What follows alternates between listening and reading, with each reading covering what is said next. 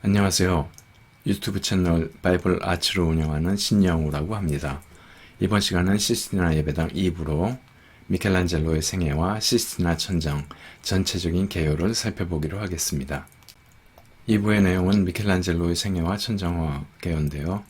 미켈란젤로의 생애는 교황들과 굉장히 밀접한 관계가 있기 때문에 교황들과 함께 보기로 하겠습니다. 그리고 천정화의 작업 배경, 주제별, 구역, 구분을 같이 알아보겠습니다. 미켈란젤로는 식스토 4세 시절 1475년 피렌체 근처의 카프레즈에서 출생했습니다. 3월 6일이라는 날짜 우리 잘 기억하고 있는데 미켈란젤로 바이러스가 출현한 날이죠. 6살 때 어머니가 돌아가시고요. 유모의 손에 키워졌는데 유모 남편이 석공이라 어려서부터 돌을 가까이 할 수 있었죠. 그리고 13살 때 도미니코 기릴란다의 공방에 들어가서 프레스코와 조수로 일했고요. 15살 때 메디치가의 회화조각 아카데미에서 수업을 하게 되고 여기에서 뛰어난 실력으로 로렌초 메디치의 양자가 되고 후원을 받게 되었습니다. 21살 때 로마에 정착하게 되고요. 24살 때 피에타 조각으로 로마를 완전히 뒤집어 놓았죠. 이때 미켈란젤로는 나는 다듬어지지 않은 대리석에서 내가 생각한 모든 형태를 꺼냈을 뿐이다 라고 이야기합니다. 그리고 레오나르도 다빈치하고는 항상 라이벌 관계를 유지하고 있었고요. 율리오 2세 시절에는 피렌체시에 방치되어 있던 5m 넘는 긴 대리석 덩어리로 다윗상을 조각하죠. 다윗상뿐이 아니라 그 밑에 조각 베이스까지 한 개의 돌로 조각을 한 것입니다. 철학적 사고와 예술적인 열정 그리고 해부학적인 이해가 합쳐져 나온 새로운 조각상의 모습을 보여주고 있죠.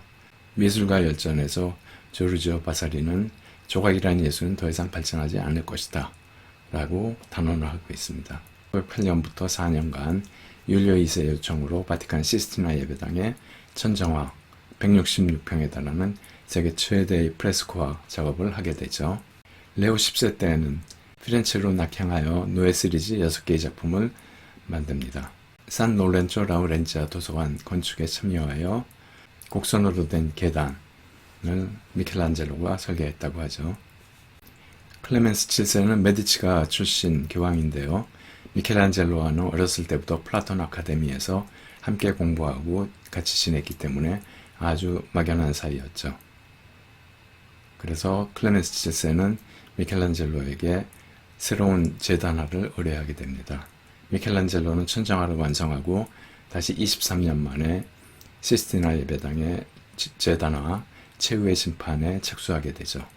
그래서 7년간 작업 끝에 391명의 군상을 그려놓은 세계 최대의 제단화 최후의 심판을 완성하게 되죠.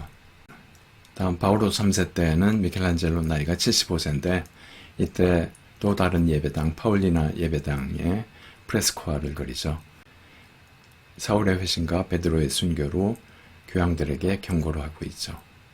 다시 피렌체로 가서 조각에 몰두해서 4개의 피에타 작품을 조각하는데요. 미켈란젤로가 피에타에 애착을 갖고 있는 것은 돌아가신 어머니에 대한 사랑이었다고 볼 수 있죠.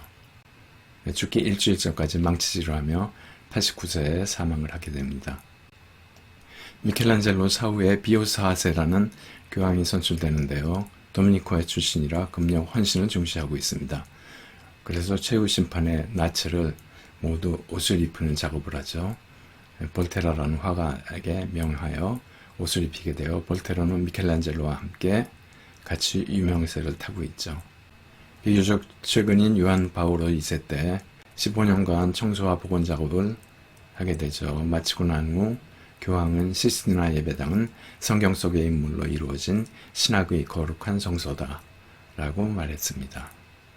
천정화를 제작하게 된 배경을 알아보죠. 1504년 교황 율리오 2세가 선출되고 3개월 만에 집안 약화로 건물이 침하되어 천정에 균열이 가게 되죠. 이때 교황은 성베드로 성당의 건축 착수권으로 신경을 못 쓰고 있다. 1508년 교황은 베드로 성당을 건축하고 있던 브라만테와 미켈란젤로 그리고 교황의 방에 프레스코 장식하고 있던 라파엘로 세 사람을 불러 천장 균열에 대한 해결책을 구하죠. 이때 브라만테가 조각가인 미켈란젤로를 추천하죠. 교황은 자신의 영묘 스케치를 통해서 알게 된 미켈란젤로의 능력을 인정하여 천정화를 요청하게 됩니다. 율리오 2세의 영묘 스케치죠. 나중에 이런 모양으로 조각이 되는데요. 교황으로부터 요청을 받은 미켈란젤로는 두 가지 조건을 겁니다. 누구의 간섭도 없이 자신이 원하는 걸 그리겠다. 누구도 작업 상황을 볼 수 없도록 해야 된다. 이에 교황이 수락하므로 미켈란젤로는 비계 아래 커튼을 치고 작업을 해서 4년간 12명의 팀이 천정의 프레스코 작업을 하게 되죠. 미켈란젤로의 작품 구현 기본 방향은 인체 탐구 기초로 한 실물과 같은 인간 묘사를 해야 되겠다. 고대 조각의 완벽한 조화와 이상을 실현하겠다. 과감한 단축법, 역동적인 동작을 그려놓겠다. 완벽을 추구하면서 나 자신과 경쟁하겠다. 나는 미래의 나 자신과 경쟁한다고 이야기했죠. 소년 시절의 한 다짐, 나는 하나님을 위해 내 재능과 열정을 사용하겠다. 이 같은 방향을 갖고 천정화 작업을 착수하게 되죠. 바이블 아츠는 보고 들으며 즐기는 성경을 추구합니다. 바이블 아츠가 여러분들께 도움이 되고 앞으로도 기대가 된다면 구독, 좋아요, 알람 설정 꾹 눌러주시고 댓글도 부탁드립니다. 여러분들의 관심은 제가 더 나은 콘텐츠를 제작하는데 큰 동기부여가 됩니다. 감사합니다. 천정화의 구성에 대해서 알아보겠습니다. 이게 천정화 전체인데요. 시스티나 예배당 딱 들어가서 천정화 보면은 사실 잘 안 보입니다. 한 20m 되기 때문에 굉장히 작게 보이고 구분할 수가 없죠. 더군다나 굉장히 많은 사람들이 등장하기 때문에 교통정리가 안 되죠. 그래서 가운데 줄, 요 가운데 천지창조라고 하는 거, 요 가운데 줄만 보고 다 봤다고 그러고 끝나고 나오는데, 제가 이 시리즈를 시작할 처음에 시스테나 예배당 천정화 및 옆에 벽화 모든 작품들이 성경의 구약, 신약을 다 아우르고 있다고 이야기했죠. 그래서 사전 연구가 필요하고 이를 효율적으로 하기 위해서 전체를 몇 개의 구역으로 나눠봐야 되겠죠. 이렇게 존하고 밴드의 개념을 뒀는데요. 존은 면이고 밴드는 띠라고 보시면 됩니다. 그래서 가운데 9개의 패널이 있죠. 이게 존 완, 소위 천지창조라고 하는 거. 근데 창조 플러스 심판입니다. 그리고 존 완을 둘러싸고 있는 요 두 번째 띠가 있죠. 이게 밴드 원. 그리고 또 하나 띠가 있습니다. 있고, 그 다음에 여기 최후의 심판은 그냥 면이니까 존 2라고 하죠. 이름을 그냥 붙인 겁니다. 쉽게 정리하기 위해서. 그리고 유리창에 교황들이 그려져 있는데 여기를 밴드 3라고 하죠. 그리스도의 생애는 존 3고 당연히 모세의 이야기는 존 4가 되겠죠. 이렇게 구분해서 봐야 이해가 쉽고 눈에 잘 들어오게 되는 거죠. 이 그림은 어떤 작품이 어떻게 배열되어 있나 한눈에 볼 수 있게 제가 그린 겁니다. 일부에서 이 양쪽 벽은 봤죠. 그리고 나머지 가운데 패널, 최후의 심판, 이건 앞으로 다 볼 겁니다. 존 1부터 보기로 하죠.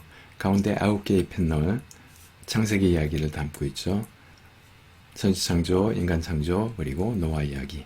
그래서 9개의 패널입니다. 그리고 이 패널 중에서 홀수 번째 1, 3, 5, 7, 9는 폭이 좁아요. 폭이 좁은 대신 메달리언이라고 동그란 메달같이 생긴 그것들이 2개씩 있고요. 그리고 남자 누드, 이누디라고 하는데요. 작품 내귀탱이에 남자 누드들이 있죠. 여기 9개 패널, 여기 13579는 좀 좁죠. 2468은 와이드한 작품이고요. 좁은 그림에 내귀탱이에 남자 누드가 있고요. 남자 누드가 전부 자세가 다르고 표정도 다르고 그렇습니다. 2개의 메달리언들이 있죠. 이건 메달리언을 확대한 그림이고요. 이거 다 그린 겁니다. 조각한 게 아니고. 이누디들 여기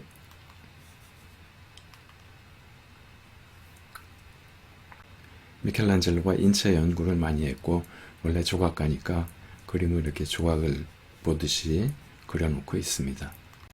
미켈란젤로는 이런 인체와 이누디들을 그리기 위해서 당시 바티칸에 들어온 일부에서 봤던 라오콘 군상이라든가 벨베레데 아폴로, 벨베레데 토르소.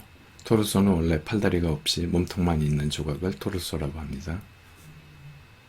이런 작품은 실제 밤에 가서 만져보고 실제로 느끼면서 프레스코아를 그린 거죠. 다음은 밴드원인데요. 중앙 패널을 둘러싸고 있는 첫 번째 띠라고 보시면 되고요. 여기는 선지자 7명이 있습니다. 요나, 예레미야, 다니엘, 에스겔, 이사야, 요엘, 스가랴. 그리고 무녀 5명이 있습니다. 그리고 코너에 삼각공룡이 있는데 그 삼각공룡 위에는 또 청동 누드가 2개씩 있죠. 무녀와 선지자를 이렇게 하나씩 엇가져 배열하면서 서로 마주볼 수 있도록 해놨는데요. 성경의 선지자들과 신화의 무녀들을 관련지어 해석하려는 르네상스의 인문주의의 시각을 반영한 것이고요. 선지자나 무녀나 모두 책을 읽고 있는 모습을 그리고 있고요. 모두 강인한 근육질의 남성 모습으로 화려한 옷을 입혀놓고 있습니다. 밴드 안에 4귀퉁이의 삼각공룡이 있다고 그랬죠. 보통 교회 천정을 공룡이라고 하죠. 활 같은 모양으로 이렇게 솟아올랐다고 해서 공룡이라고 하는데, 사각평면 위에 이렇게 돔 공룡을 올릴 때 4귀에는 자연스럽게 이 곡면 부분으로 형성되면서 삼각형 부분이 만들어집니다. 이 코너에 만들어진 삼각형 부분을 삼각공룡이라고 이름 붙이죠. 이렇게 코너에 만들어지기 때문에 자연스럽게 공룡의 이 2변은 창문의 아치가 되는 거죠. 그렇게 좁아지면서 삼각형이 이렇게 형성되고 여기에 4개의 작품을 그려놓고 있죠. 그 4개의 작품은 유디카 홀로페르네스, 모세와 노뱀, 하만의 처형, 다윗과 골리앗이고요. 2부에서는 전체적인 개요만 보는 것이고요. 이 각각 작품에 대한 이야기는 3부에서 다시 나옵니다. 그 다음에 2번째 띠가 있는데요. 2번째 띠에는 예수님의 조상들이 40명이 그려집니다. 여기도 이 면하고 천정하고 삼각공복, 삼각형이 생기는데요. 여기엔 예수님 조상 중에 왕들이 있고요. 나머지 창문 위에 반원형 아치가 있는데 여기에도 예수님 조상을 그려놨습니다. 3번째 띠는 설립 초기에 그려놓은 교황의 프로필들이 있다고 그랬죠. 전사의 모세 이야기, 전사의 예수님의 일생 1부에서 봤고요. 이제 4부에서 최후의 심판을 볼 건데 이렇게 해서 천정화를 4개의 존과 3개의 밴드로 나누어서 지금 총 155명이 등장합니다. 밴드 뒤에 예수님의 조상 40명이 그려져 있다고 그러는데 이 창문 위에 아치가 있죠. 이걸 르네트라고 하는데 여기에 각 창문에 42명이 있고요. 그리고 여기도 삼각공복이 만들어지는데 여기도 천장이 이렇게 휘어져 가면서 창문 아치를 밑변으로 해서 이렇게 삼각형이 만들어지죠. 그리고 그 밑에 창 양옆에 교황 프로필이 있다고 그랬죠. 여기 밴드 3고 전체적인 형태만 보는 겁니다. 여기까지 천정화를 더 쉽게 이해하기 위해서 4개의 면과 3개의 띠로 구분하여 일단 어떤 내용이 있나만 살펴보면서 2부를 마치고요. 3부에서는 각 작품에 대해서 알아보겠습니다. 감사합니다.